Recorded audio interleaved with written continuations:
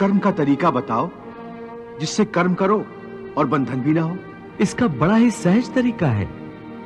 तुम कर्म फल में आसक्ति मत रखो। यह कैसे हो सकता है? फल प्राप्ति की इच्छा तो हर कोई करता है।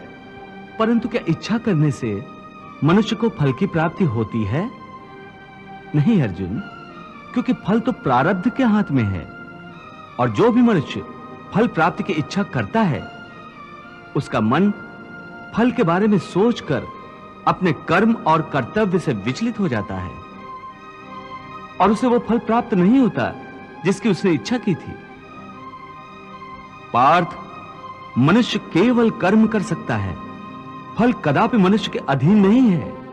केशव, यदि फल की प्राप्ति मनुष्य या उसके कर्म के अधीन नहीं है तो कर्म ही क्यों कर? हे केशव, तुम्हारे कहे अनुसार यदि फल प्रारब्ध ने अपनी मर्जी से देना है तो फिर प्राणी को कर्म करने की आवश्यकता ही क्या है? कर्म करने की आवश्यकता क्या है, यह जानने से पहले यह तो जान लो कि प्रारब्ध क्या है, प्रारब्ध कैसे बनती है। हे केशव, प्रारब्ध क्या है उसे जानने में क्या मुश्किल है? यह तो सीधी सी बात है कि जो भगवान की इच्छा है वही मनुष्य का प्रारब्ध होती है। नहीं अर्जुन, नहीं, यह धारणा सत्य नहीं है। क्यों सत्य नहीं है? क्योंकि मैं किसी के प्रारब्ध नहीं बनाता, ना मैं किसी प्राणी के कर्म अथवा कर्म फल के हिसाब में दखल देता हूं। इसलिए प्राणी की प्रारब्ध बनाने में मेरा कोई हाथ नहीं होता। फिर कौन बनाता है प्राणियों का प्रारब्ध? प्राणियों के अपने कर्म। अर्थात ये कि प्राणी जैसे कर्म करेगा उसका वैसा ही फल पाएगा। अच्छे कर्म करेगा तो अच्छा फल मिलेगा और बुरे कर्म करेगा तो बुरा फल पाएगा। यही जो प्राणी के अच्छे बुरे कर्मों के अच्छे बुरे फल का हिसाब है, इसी को प्रारब्ध कहते हैं। अपने पुण्य कर्मों के फलस्वरूप सुख और अपने पाप कर्मों के फलस्वरूप दुख प्राणी इसी जन्म में या अपने अगले जन्म में भोगना ही पड़ता है, वो टल नहीं सकता। इसलिए अकर्मण्य हुए बिना निरंतर अपने धर्म के अनुसार कर्म करते जाओ और मन में यह पक्का विश्वास रखो कि जिस नियत के साथ तुम कर्म करोगे उसी नियत के अनुसार तुम्हें फल अवश्य मिलेगा। कर्म का यह अटल विधान है, इसमें कभी किसी के साथ अन्याय नहीं हो सकता। हे अर्जुन, प्राणी का कोई भी कर्म नष्ट नहीं होता, मनुष्य को अपने हर कर्म का फल अवश्य मिलता है। इस तरह प्राणी के कर्मों के अनुसार उन कर्मों का फल हर मनुष्य के प्रारब्ध में लिख दिया जाता है। इसी कारण हर जन्म में मनुष्य अपने ही कर्मों के बंधनों में बंध जाता है। इसी कर्म के बंधन में बंध जाने के कारण मनुष्य आवागमन अर्थात जन्म जन्मांतर के चक्रव्यूह में फंसा रहता है और उसे मोक्ष प्राप्त नहीं हो पाता। कर्म के बंधन से आवागमन या जन्म जन्मांतर का क्या संबंध है? मनुष्य अपने एक जन्म में जो कर्म करता है, उन कर्मों के फल के रूप में पाप और पुण्य दोनों ही होते हैं। कभी पाप अधिक होते हैं तो कभी पुण्य। दोनों का दुख सुख भोगते हुए मनुष्य अपने नए जीवन में जो कर्म करता है, उनका हिसाब पाप पुण्य के खाते में नए सिरे से लिख दिया जाता है। इस तरह इन नए कर्मों को भोगने के लिए एक और नया जन्म लेता है और जन्म जन्मांतर का यह सिलसिला लगातार चलता रहता है और मनुष्य की आत्मा का अपने परमात्मा से मिलन नहीं होता, जिसे मोक्ष कहते हैं। हे कृष्ण, इसका अर्थ तो यह हुआ कि मोक्ष प्राप्त करने के लिए मनुष्य को पाप और पुण्य से बचने के लिए कोई कर्म ही नहीं करना चाहिए। सारे कर्मों का त्याग करके सन्यासी बन जाना चाहिए। कोई भी मनुष्य अकर्मण्य नहीं हो सकता। कर्म तो उसे हर स्थिति में करना पड़ता है। परंतु सन्यासी तो कर्म का त्याग तो करते ही हैं। हे पार्थ, सन्यासी भी कर्मों का त्याग नहीं करते, ना ही कर सकते हैं। मैंने पहले ही कहा था कि सन्यासी भी कर्म करते हैं। खाना पीना, उठना बैठना, तपस्या करना, साधना करना, ये सब भी तो कर्म ही है। कर्म से कोई कैसे मुक्त हो सकता है? हे केशव, जब कर्म से मनुष्य मुक्त नहीं हो सकता तो वो कर्म कैसे करे कि उसे पाप और पुण्य से मुक्ति मिले? हे पार्थ, इसका तरीका यह है कि मनुष्य फल की इच्छा त्याग कर कर्म को अपना धर्म समझकर करे। फल उसे अवश्य मिलेगा, परंतु इस फल का वो विधान की इच्छा समझकर स्वीकार करे। ज्ञानी पुरुष इसी योग को अपनाकर कर्म योगी बन जाते हैं। कितना महान सत्य प्रभु ने सहज ही कह दिया। वो कैसे भगवान? देवी, समस्त भय, चिंता, कलेश के मूल में आसक्ति होती है। कर्मयोग फल की आसक्ति का त्याग करने को कहता है, अर्थात निष्काम होकर कर्म करने को कहता है। इससे मनुष्य को क्या लाभ होता है भगवान? लाभ यही है देवी कि कर्मयोग चित्त को शुद्ध और भयमुक्त कर देता है। देवी, भयमुक्त होकर ही मनुष्य जीवन को आनंद में बिता सकता है। अर्जुन को प्रभु यही रहस्य समझा रहे हैं। हे अर्जुन, तुम इंद्रलोक दिव्यास्त्र पाने के लिए गए थे, तब उर्वशी के मोहजाल में नहीं फंसे थे, उर्वशी से मोहित नहीं हुए थे, क्योंकि उस समय तुम्हारा मन निरासक्त था। मैं तो यहाँ अपने अतिथि की सेवा में अपने आप को समर्पित करने आई हूँ।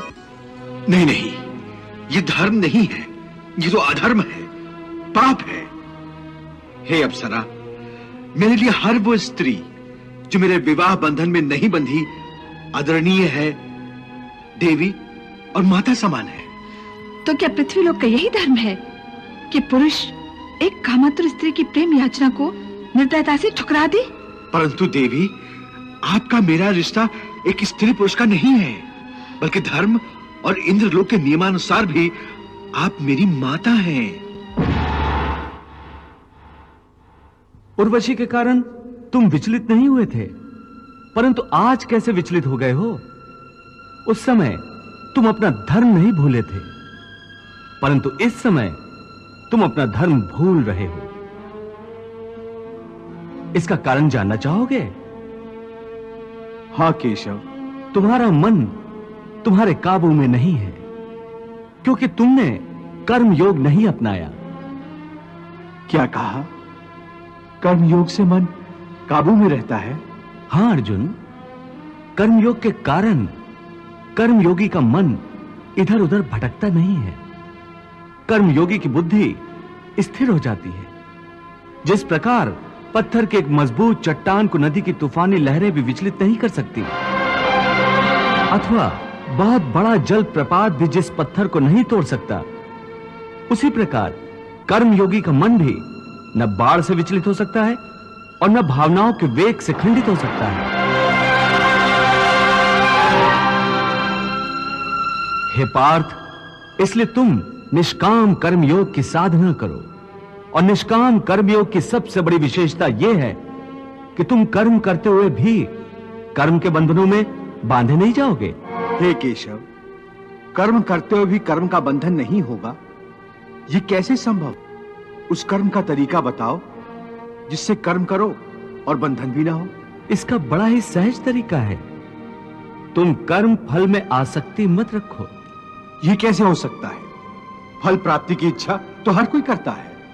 परंतु क्या इच्छा करने से मनुष्य को फल की प्राप्ति होती है? नहीं अर्जुन, क्योंकि फल तो प्रारब्ध के हाथ में है, और जो भी मनुष्य फल प्राप्ति की इच्छा करता है, उसका मन फल के बारे में सोचकर अपने कर्म और कर्तव्य से विचलित हो जाता है, और उसे वो फल प्राप्त नहीं होता जिसकी उसने इच्छा की थी। पार्थ, मनुष्य केवल कर्म कर सकता है, फल कदापि मनुष्य के अधीन नहीं है। केशव, यदि फल की प्राप्ति मनुष्य या उसके कर्म के अधीन नहीं है, तो कर्म ही क्यों करे? क्योंकि मनुष्य का धर्म है अपने कर्तव्य का पालन करना। इस कर्तव्य पालन के लिए आवश्यक कर्म करना। परंतु हे केशव, फल प्राप्ति की कामना छोड़ने पर मनुष्य में कर्म करने की प्रवृत्ति उत्पन्न कैसे होगी? यदि फल की इच्छा न रहेगी तो मनुष्य कर्म ही क्यों करेगा?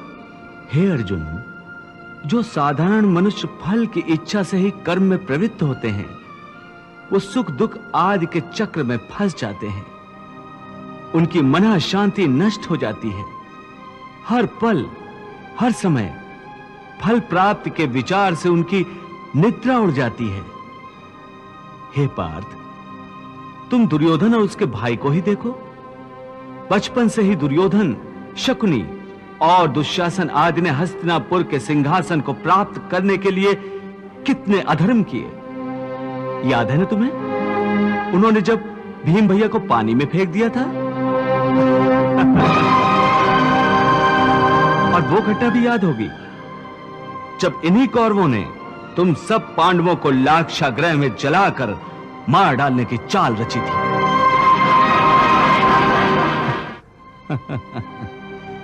कैसी लाजवाब चाल थी उनकी। उस आग से तुम लोगों का जीवित बचकर निकलना असंभव था।